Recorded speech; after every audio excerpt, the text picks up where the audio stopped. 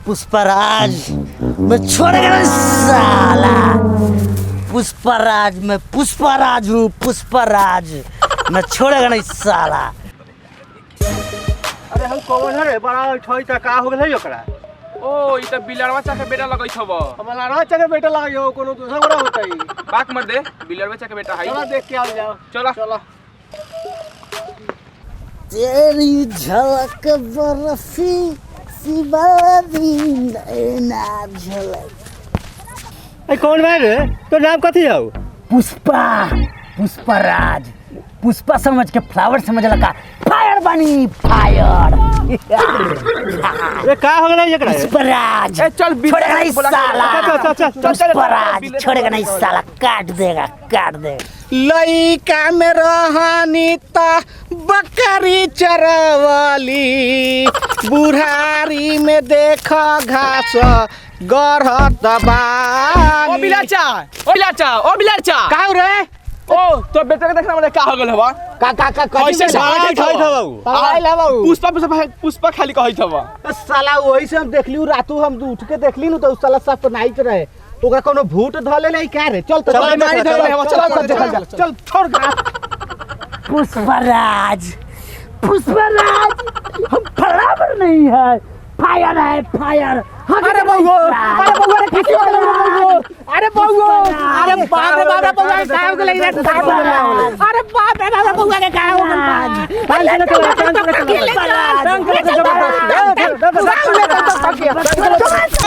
पुष्पराज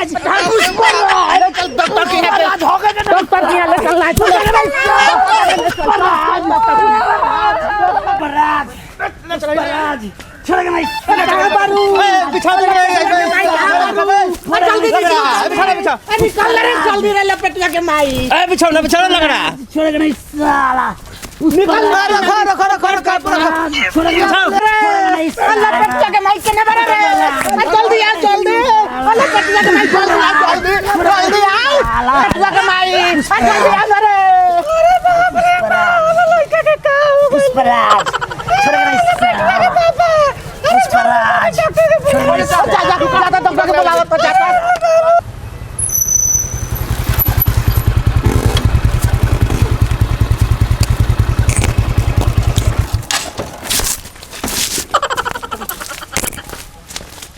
अरे बाप रे भाई लपेटुआ के पापा डॉक्टर वानी पुतरा मर गेलै का?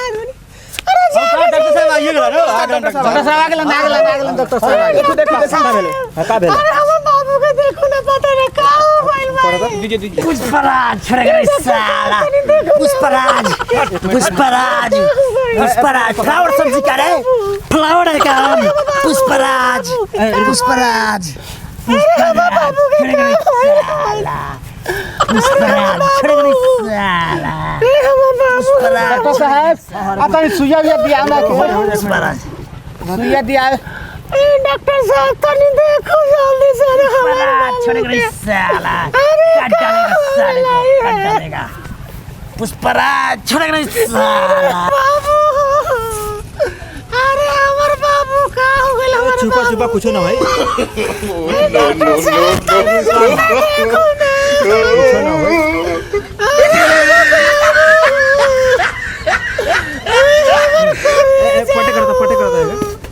पटे कर उठाओ ना पटे कर ना पूज हां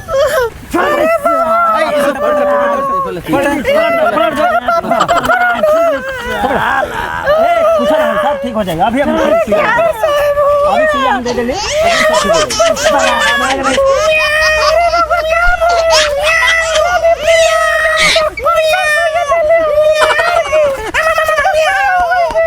हम तो सुरा देली है तोरा बेटा के। अब पीछे भाता तोर घुस गेल त हम का करू? अब हमर फीस दिया हम चलू। फीस ले माननी पुतरा तक न देवे कर लगे बेटा के हमरे बाजार के देला पता न का होइल कर। फीस ले बागा न 4 बजे चलवा दे के। फीस कितना दे करू की ना? अरे डॉक्टर होता है इधर जोर कटवार लग हवे रे। डॉक्टर लग है इधर ठोक देलाऊ ठोक के चल गेलाऊ। सुना ना के ले चला ओ झाकन ले चला ओ झाकन ले चलाई यो जैसा ठीक होई चल छोड़े गणेश साला चाचा ओ चाचा आ चाची के काहे घरे छोड़ लहु काहे नहीं लहु बउगो न जनाई तरे पुष्पराज न लिए कि तू चाची के देखते बारे कैसन बा ओझवा के नियत ठीक ना बा वही से छोड़ दे सही बात है चल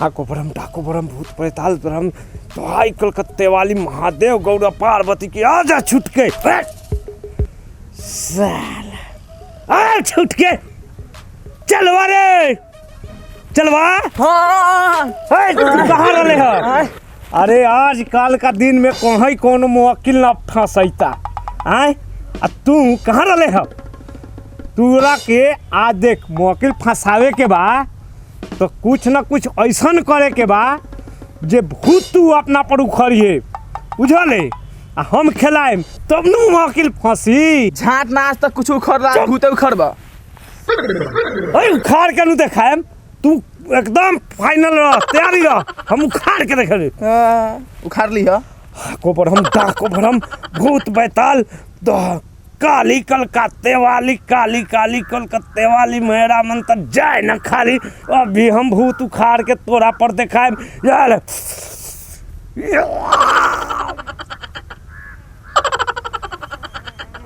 छुप के आजा हेलो ना लो नहीं देख हम की आई न तो कहाँ जाई काली कलकत्ते वाली काली आजा छुट के आजा एकरा ऊपर आजा छुक काली कलकत्ते वाली हेलो ना लो हेलो बात तेरी के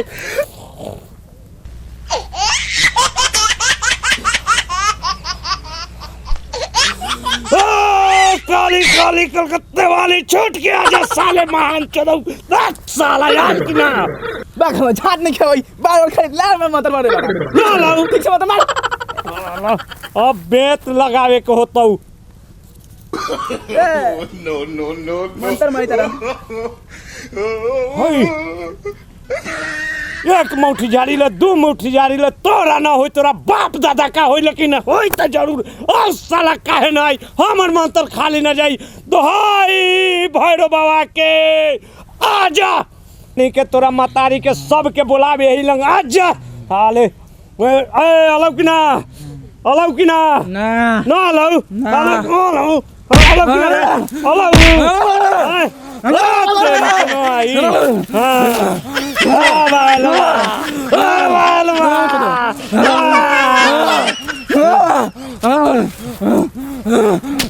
अरे चलवा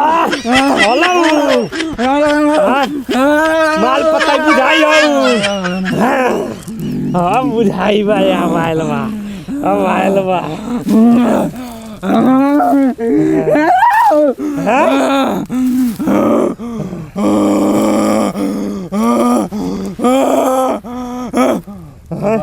बोल हमर दिखाई देत हुआ कि गाहकी आवत हुआ गाहकी वही हां चल कोई बात ना हो आज मोकिल फसलौ हां चल खिलवई रो खूब खिलवई रो चल अगर देख ले तो न रवि करी त पकड़ ले तो ना तू लवई रो जोर में वाह अरे चला आज बाबा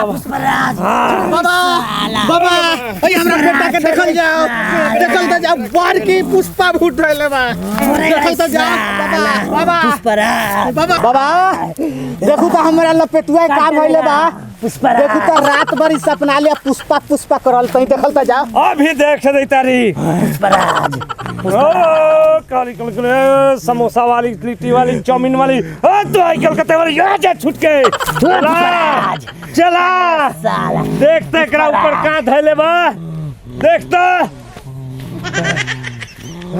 देख चला बाबा ओ बोल बच्चा। एक और साहेबगंज में एगो वायरस ना आइल है। हाँ बोल बच्चा। एकरा के उहे वायरस पकड़ ले है। उहे वायरस यूट्यूब वायरस यूट्यूब वाला है अभी निकल तारी और रउआ लोगन छोड़ दू हटू बैठू एने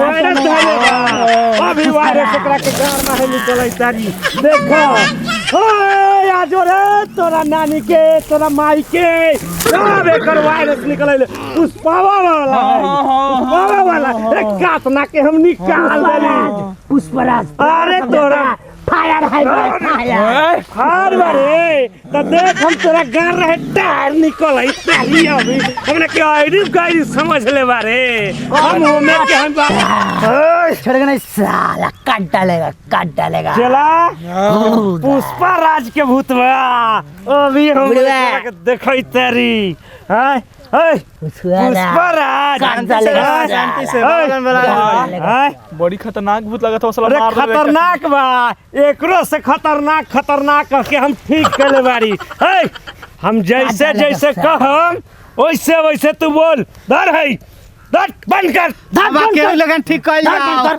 केहू लगन ठीक कर नकल मत कर न त बाबा के छोरी सीधे घुसेर देम धर तोला बाबा के थोड़ी तोले में घुसेड़ दे पुष्पराज काट डालेगा हाँ तेरा पुष्पराज काट देगा इधर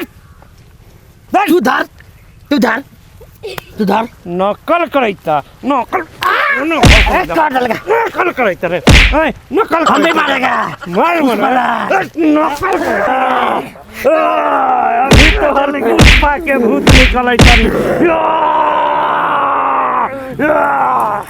बाबू रो केड़े बड़ा इस साला से कौन हुआ अरे बेटा सबके काट डालूंगा इस साला कौन है एकर भूत बाबे में घुस तारी नानी के हम सबके काट डालेगा साला पुष्पराज अभी सबके काट डालेगा हाय फ्रेंड्स, वीडियो अच्छा लगा हो तो अपने दोस्तों में जरूर भेजिए।